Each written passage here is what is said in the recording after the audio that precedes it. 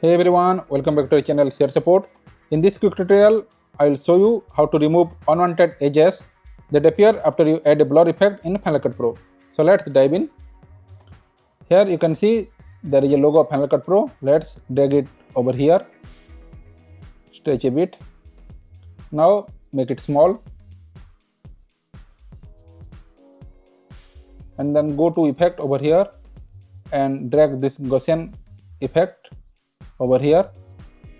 Let's increase this Gaussian blur effect, and you can see there is an edge over this clip. Now I'll show you how to remove this edge. So first of all, let's drag this clip over here.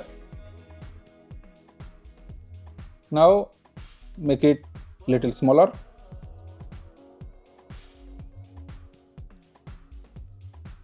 And now you have to press the right click and make a compound clip.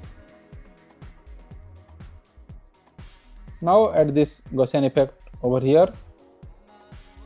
Increase the amount of effect, and you can see there is no edge on this clip. If you really found this video helpful, do hit the like button and subscribe for more editing tips. See you in the next video. Thanks for watching.